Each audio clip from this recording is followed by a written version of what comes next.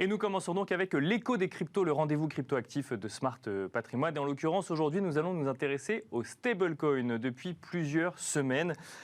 Plusieurs épisodes animent la cryptosphère, si on peut l'appeler ainsi. Déjà une correction sur un certain nombre de crypto-monnaies avec en premier le Bitcoin, mais surtout une chute drastique, voire une arrivée à zéro de la valeur du stablecoin Terra. On parle donc du binôme Terra-Luna. On va vous redéfinir tout ça dans un instant. Une question qu'on peut se poser quand on suit ça d'un petit peu plus loin. Les stablecoins sont-ils remis en question? La stabilité même des stablecoins sont-ils remis en question?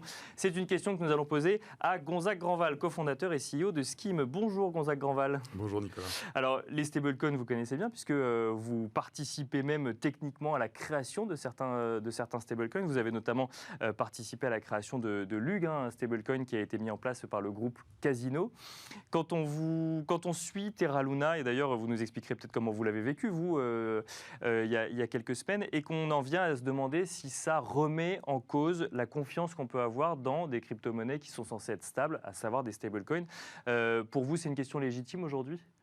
Alors la question est légitime puisque en effet on a assisté à un effondrement d'un stablecoin, à 15 milliards de capitalisation, 15 milliards de dollars de market cap qui sont partis en fumée en l'espace de 24 heures. Bien sûr. Donc oui, il est légitime de se poser des questions.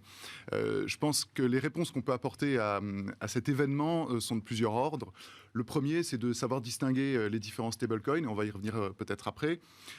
Et le stablecoin Terra est un stablecoin algorithmique, donc c'est un stablecoin bien particulier, qui en plus était adossé à une promesse forte de rendement lorsque son stablecoin était stacké, c'est-à-dire qu'on le loquait dans un smart contract. D'accord. Il y avait une rémunération de 20% par an sur ce stablecoin qui a attiré beaucoup de monde. Et donc, pour faire simple et pour faire vite, sur Terra, c'est un stablecoin algorithmique. Donc, c'est expérimental. C'est vraiment un objectif de nombreux stablecoins de développer un objet complètement autonome qui ne dépende pas d'une banque ou d'autre chose et qui soit stable. Donc, c'est vraiment un stablecoin algorithmique. Tout est réglé par un protocole informatique. Et en plus, faire attention aux promesses qui sont assorties de ces stablecoins. En l'occurrence, une promesse de 20% de rendement. C'est impossible à tenir. Dans ces cas-là, il faut toujours se poser la question de savoir d'où vient l'argent. Si on ne sait pas d'où ça vient, c'est qu'il y a un vrai problème. Les gens un petit peu avisés faisaient très attention à ce type d'investissement. Vous êtes quand même sur une émission qui s'appelle Smart Patrimoine, des rendements à 20%. Moi, j'en vois assez rarement quand même, quand je vois passer un certain nombre d'acteurs sérieux dans cette émission. Donc effectivement, ça peut commencer à alerter. Effectivement. Ça doit alerter. Alors, nombre de participants crypto étaient alertés et vraiment n'ont jamais mis leur argent ou leur épargne pire dans ce type de support et de rendement. D'accord, c'est-à-dire que même dans l'écosystème crypto, effectivement, quand on sort un rendement à 20% sur un stablecoin, donc en fait, on vous propose le meilleur des deux mondes, une monnaie stable, ou en tout cas un crypto-actif stable et un rendement démesuré, l'écosystème crypto dit attention, nous, il y a quelque chose qui tourne pas rond dans cette histoire. Oui, bien sûr. C'est-à-dire que l'écosystème crypto, comme l'écosystème financier, se pose des questions. Malheureusement, la cupidité a attiré beaucoup de monde. Certains influenceurs ont fait la promotion de ce système. Tout est toujours trop beau. Et ça a marché, ça a attiré beaucoup de monde. Parfois même, d'ailleurs, des fonds, des gens plutôt sérieux ont mis des quantités impressionnantes d'argent dans le Terra pour avoir ce rendement-là. Ils sont tous fait rincer. Oui, et complètement pour le coup. Et complètement. On se rend compte aussi que le marché, finalement, a assez bien digéré cet événement. C'était il y a 15 jours, on n'en parle quasiment plus aujourd'hui.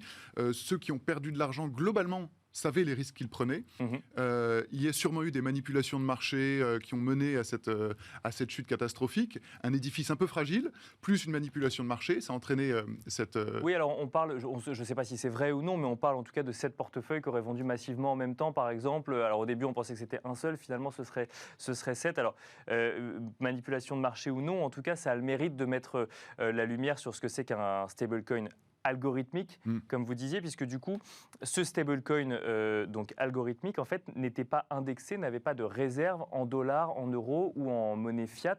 En fait, c'était, si j'ai bien compris, un stablecoin qui était en fait en parité avec un cryptoactif, donc le Luna, et pour assurer la stabilité, il fallait jouer sur l'offre finalement de Terra, c'est-à-dire brûler du Terra quand il y en avait trop, ou au contraire en rajouter quand il n'y en avait pas assez, c'est ça? Oui, c'est exactement ça. Donc il y a vraiment un levier important sur la valeur du Terra et une difficulté à maintenir la parité lorsque le sous-jacent, qui est lui-même un cryptoactif très volatile, bouge trop. Donc une attaque sur le sous-jacent va perturber la stabilité du Terra, token primaire, oui, du bien sûr. Terra, et c'est ce qui s'est passé ici. En plus, la fondation avait des réserves cependant en Bitcoin pour asseoir un peu la crédibilité Bien sûr, du système. Ces réserves ont été attaquées aussi, en tout cas mises en défaut avec la chute du Bitcoin.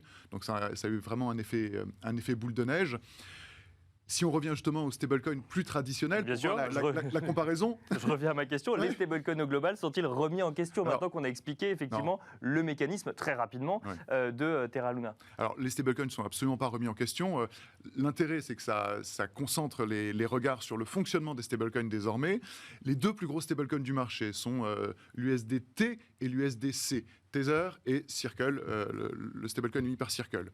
À eux deux, ils représentent 140 milliards de dollars de market cap sur les 150 à 200 milliards de dollars de market cap de stablecoins sur le marché. Oui, donc, ils sont vraiment ultra dominants. Le stablecoin Tether, c'est donc à peu près 80 milliards de dollars de market cap et 80 milliards de dollars de volume de transactions par jour. Donc, c'est un stablecoin extrêmement liquide, utilisé partout dans le monde. Celui de Circle, c'est 50 milliards de dollars et 5 milliards de transactions par jour. Donc, un rapport nettement moindre que Tether. Oui. Le petit frère, quoi. Le petit frère. Une indication intéressante, c'est qu'il y en a un qui circule beaucoup, qui est très liquide, et l'autre qui circule un petit peu moins, avec des market cap comparables. On peut penser que l'un sert véritablement à des transactions quotidiennes, et l'autre sert davantage à thésauriser. Il va moins bouger. En revanche, ça va être un support de confiance. Parce qu'on revient sur le rôle du stablecoin. Quand on parle de transactions, c'est par exemple d'une monnaie fiat, donc mes dollars ou mes euros. Mais là, effectivement, ils sont plus stabilisés vis-à-vis d'une monnaie fiat qui est le dollar.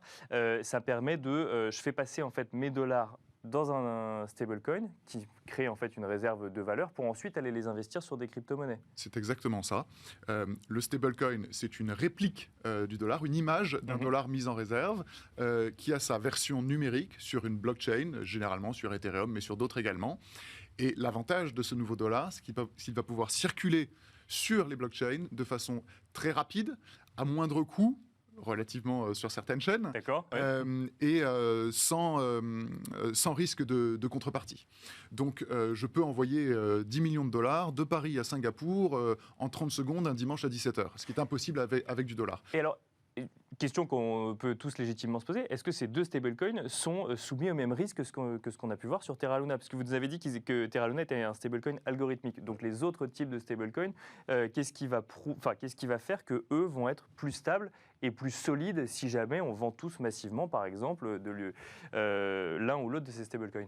Alors, ces stablecoins, ce sont des stablecoins qui sont adossés donc, à des réserves. Donc, une grande partie de leur valeur est liée à la confiance qu'on peut avoir dans l'émetteur. D'accord. Les émetteurs sont des sociétés qui ont des réserves bancaires. En dollars cette fois-ci. En dollars. D'accord, pas en bitcoin ou dans une autre crypto-monnaie. Généralement en dollars. Pour Circle, c'est très clair. Ce sont des dollars à hauteur de 50 milliards. Voilà. Alors, l'utilisateur va donc regarder cette société Circle, va regarder par qui elle est auditée, et généralement, ce sont des grands noms qui vont auditer les réserves de ces stablecoins pour dire, il y a 50 milliards de dollars sur le marché en crypto, j'ai bien 50 milliards sur des comptes bancaires liquides à tout moment auprès de la société. Donc, il faut forcément $1 pour une valeur de stablecoin, quelle qu'elle soit. Il faut $1 en banque pour $1 émis. Il n'y a pas de réserve fractionnaire sur ce système-là. Donc, on a vraiment une parité entre la réserve et l'émission. Et c'est ça qu'on va scruter, qu'on va vérifier à chaque instant, c'est de savoir si le dollar est bien backé, assis sur ses réserves. Et donc, la confiance qu'on va avoir dans l'émetteur est très importante. Si la confiance commence à faire défaut, ce qui a pu se passer plusieurs fois sur le Tether, qui est moins régulé, qui est moins scruté que l'USDC, eh bien on voit certaines chutes du Tether ou des risques où les gens vraiment vont liquider leur position en Tether pour les prendre en USDC ou en dollars, parce qu'ils craignent la contrepartie Tether d'un point de vue réglementaire, d'un point de vue contrepartie, quelle qu'elle soit. Donc c'est très important sur ces stablecoins centralisés, émis par des sociétés, de regarder qui les émet, quels sont les principes d'audit D'accord. et quelles sont les réserves, comment sont constituées les réserves de ces stablecoins. Tether, on sait qu'il y a une partie en cash, mais il y a beaucoup d'autres types d'actifs qui viennent asseoir la réserve d'émission. Mais en dollars, toujours. Toujours plutôt en dollars, quoique.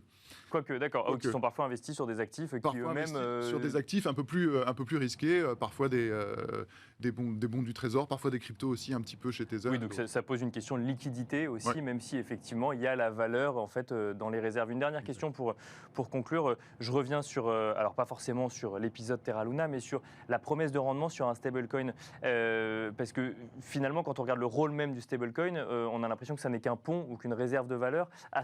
Adosser un rendement dessus, c'est une hérésie dans le monde des crypto-monnaies ou c'est une façon de se différencier quand on lance un nouvel stablecoin? Alors, c'est une hérésie pour la définition d'un stablecoin. D'accord. Un stablecoin, c'est une monnaie numérique, c'est pas un produit financier. Donc, on distingue bien les deux. La première fonction du stablecoin, c'est d'être une monnaie numérique. Si ça devient un produit financier, considérons-le comme un produit financier, et analysons-le comme tel. Donc il y a des vrais risques sur un produit financier que normalement on a moins sur un stablecoin.